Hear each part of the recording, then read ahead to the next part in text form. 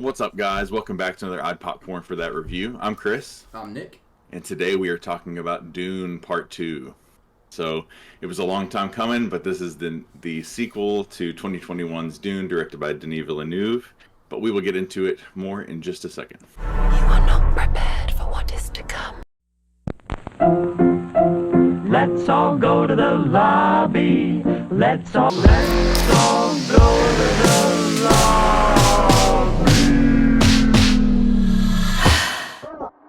I'm a boy. Know that they ride or die. I keep boys by my side. Know that they ride or die. I keep boys by my And before we get into the full review, we just want to remind you guys to hit like below if you like this video, and also subscribe if you haven't already for more content like this. We do these videos every week. But yeah, what is this movie about?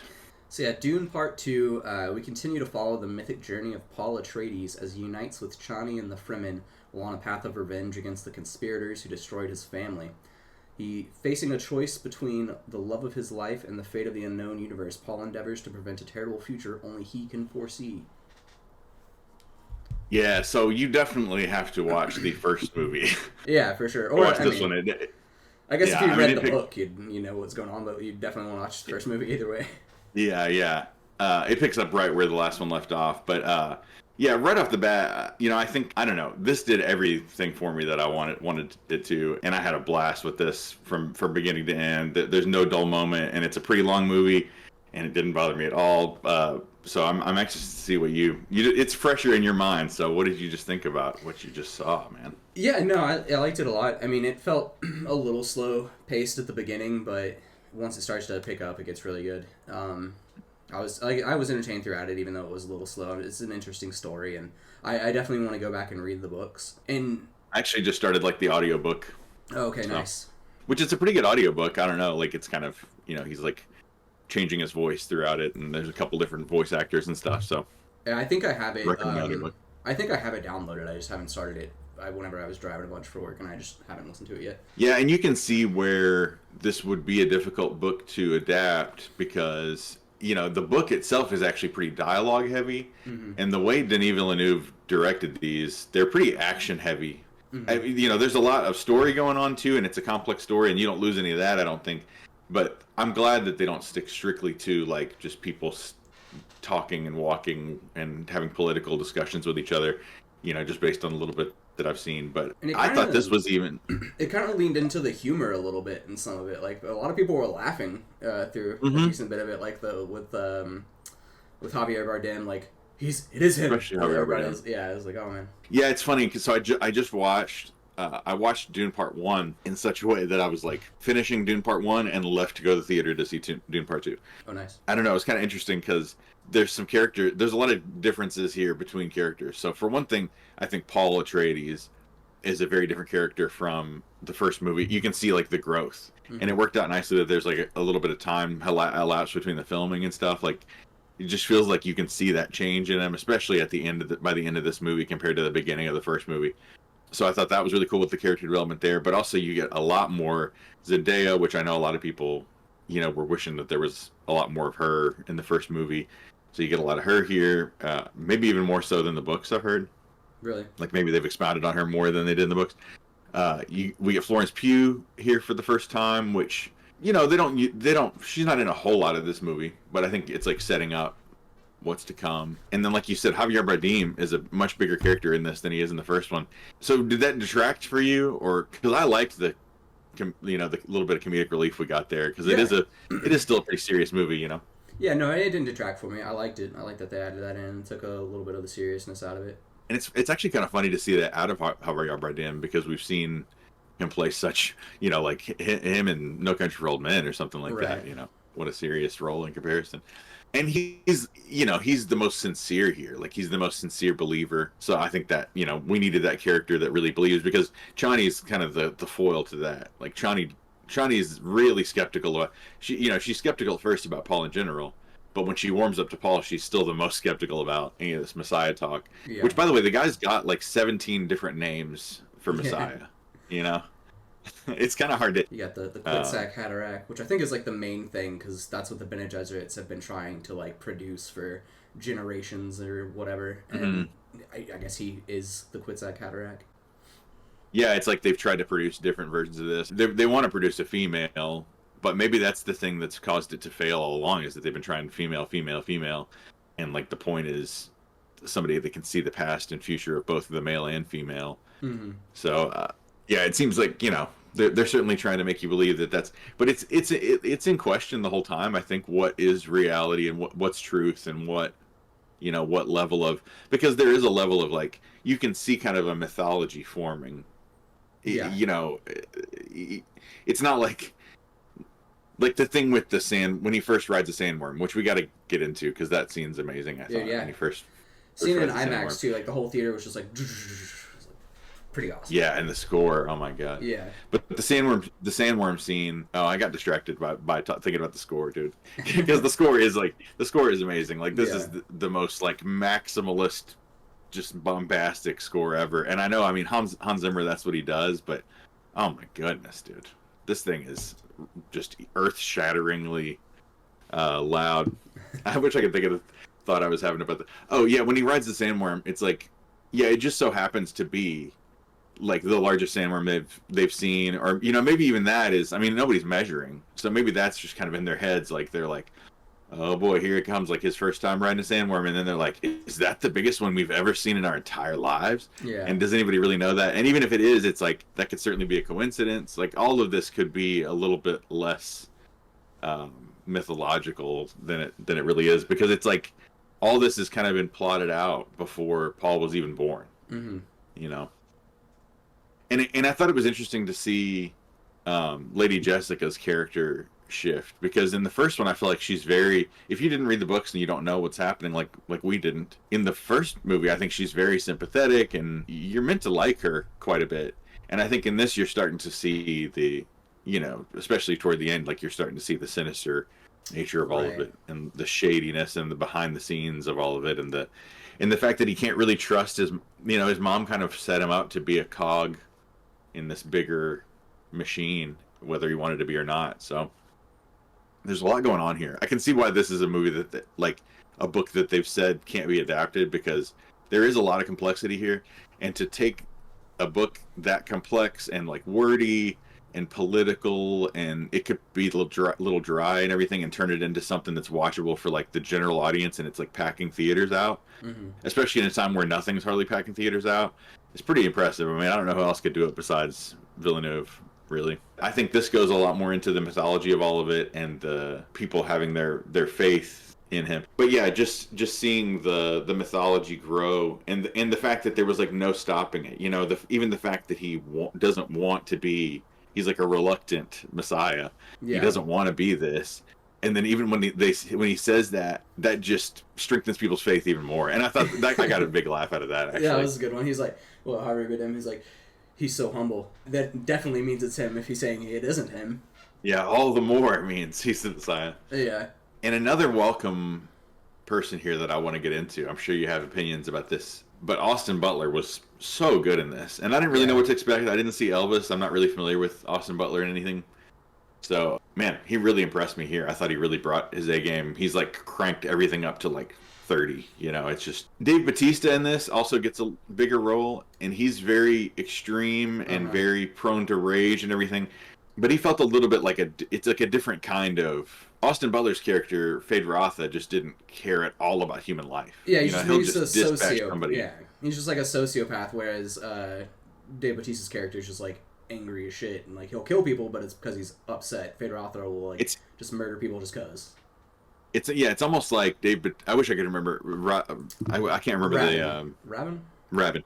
It's almost like he's a little more fragile. You know, he's a little less sure of himself, and more like he's just. And he starts to get drunk with power, and I think he's literally getting drunk, maybe with spice or with alcohol or whatever it is.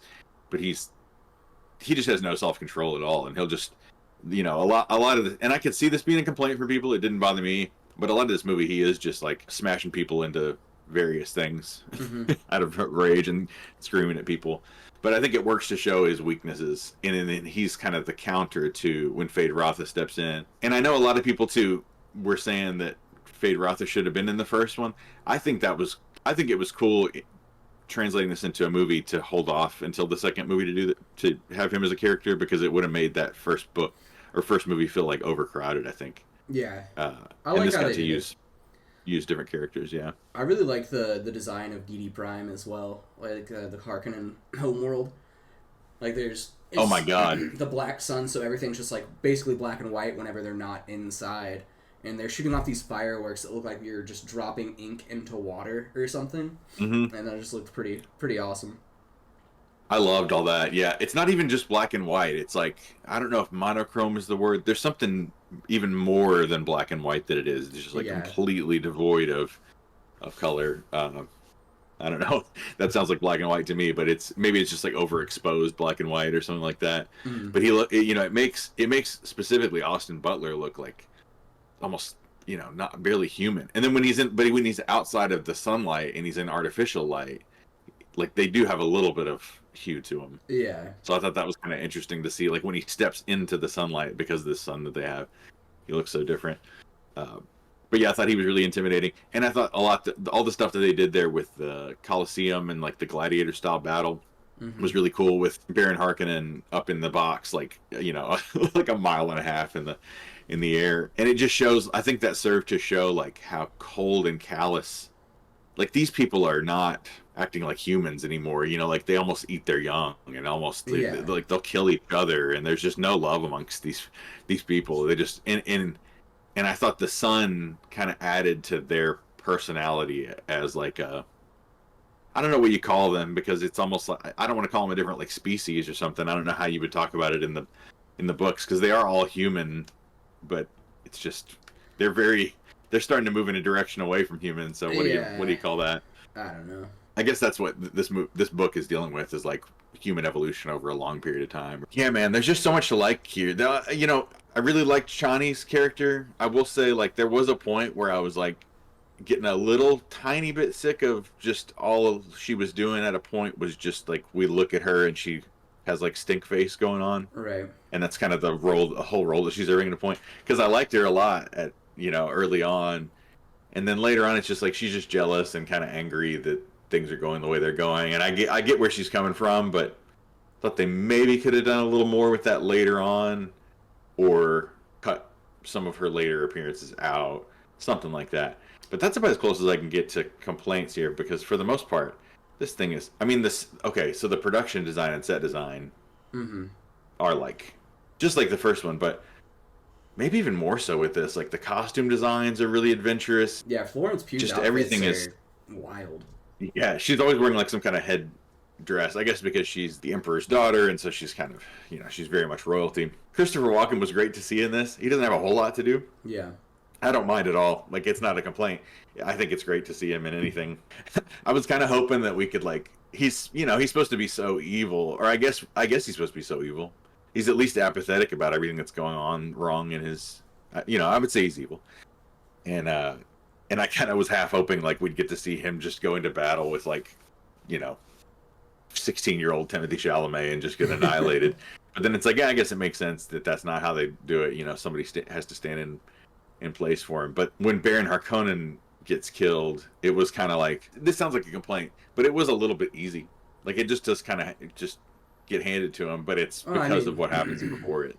Yeah, it's not like Baron Harkonnen himself is like a big threat physically. He is just like an overweight dude with anti-gravity stuff helping him move around. Yeah, and he's in a very weakened state because he has that, like, I'm assuming that's like a life support system.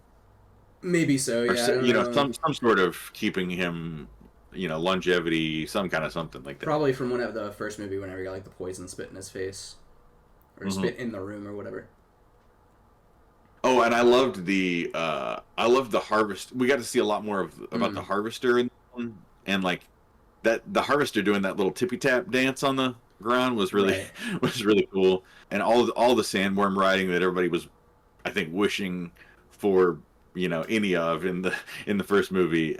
You get plenty of that here, and all the sandworm stuff is great.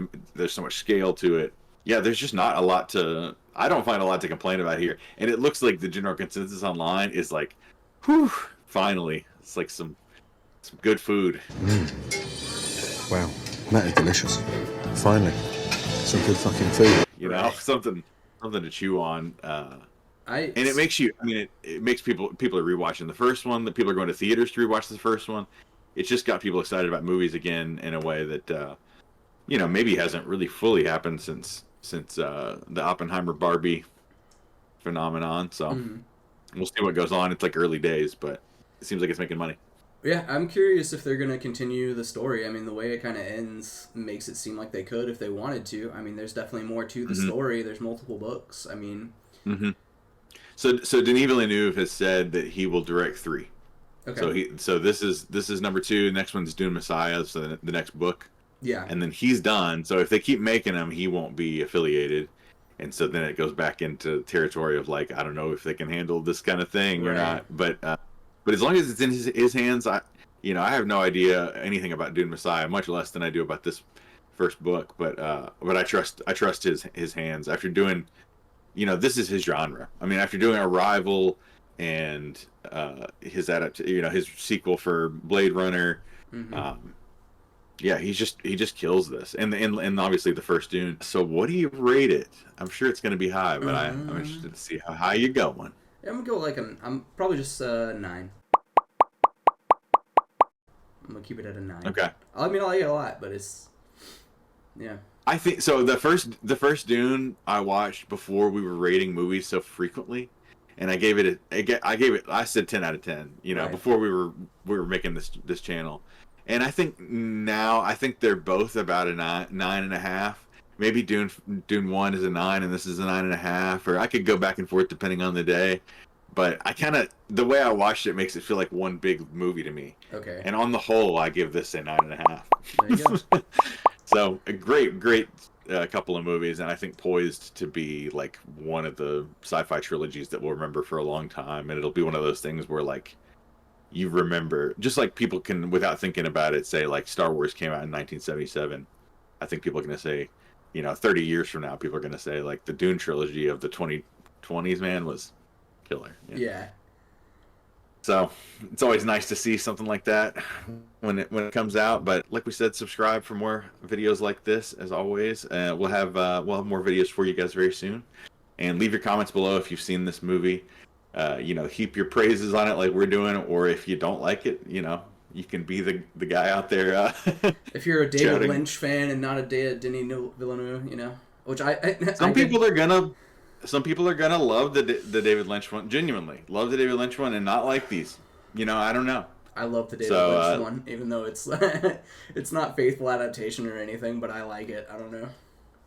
Definitely, if you've seen the David Lynch one and you've seen both of these, I would love to see what you think about that, because this is the complete story. The first David Lynch, the David Lynch movie is supposed to be the complete story too, so that'd be an interesting thing to talk about in the comments. But yeah, we'd love to hear from you guys, and we will see you in the next one, guys. Thanks for watching. See ya.